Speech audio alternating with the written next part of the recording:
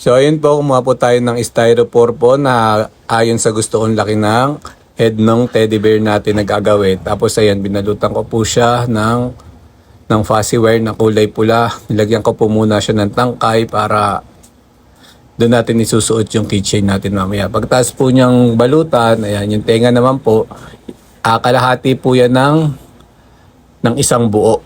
Ayan, kalahati siya ng isang buo. Tapos inikot ko, syempre pinantay ko po siya para pantay siya. Tapos sa white naman po na pang design natin, kalahati siya ng kalahati. So 1/4 po siya yung white. Ayan, 1/4 yan.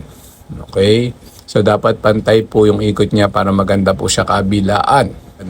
Guys, tapos sa ilong, sinukat ko lang po siya dun sa naayon sa laki niya. Ayan, tapos inikutan ko lang din ng kulay puti. Ayan, tapos nilagyan ko na rin siya gamit ang E7000 na pandikit, syempre para hindi madumi. Ayan, yung sa mata at yung sa ilong niya na kulay itim. So ayun po, sana po nasundan nila ang paggawa natin ng ulo ng teddy bear.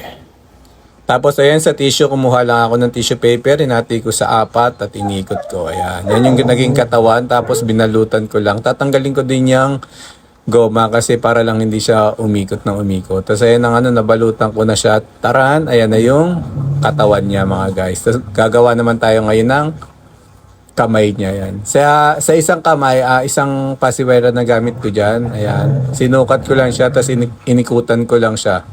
Pagkasukat, inikot ko lang sa kanya, yan. Pero dun sa paa naman, 2 pasiwire yung nagawa ko kasi gusto ko medyo mataba yung paa niya. Yan, di ba? So, ididikit na natin siya mga guys. Ayan siya. So, make sure lang na yung mga bakal niya sa dulo-dulo naka-curve para hindi masusugatan yung mga hawak ng ating ginawang fuzzy wire. So, ayan na nga pagkatapos natin siyang idikit. Okay, tadin, ayan na siya. So, ayan. Gumawa lang ako ng ribbon. Ayan. Tapos nilagyan ko lang siya ng perlas ng silanganan sa gitna. Tapos okay na. Tapos binalutan ko siya ng 2 ikot sa leeg para meron na siyang balabal. Diba? Ganun din siya kadali. Okay, kayang-kaya nyo na yan. Basta yung pagdidikitan nyo ng ribbon, andun lahat ng kanto para hindi kita yung ating bakal. Tapos ito, nilagyan ko na siya ng keychain sa ulo. Tapos, yung hawak niya na heart, pwedeng wala niyan, pwede ring meron. Pero para sa akin kasi, mas gusto ko yung may hawak siya na heart para mas mukha talaga siyang teddy bear para may kayakap-yakap siyang heart yan.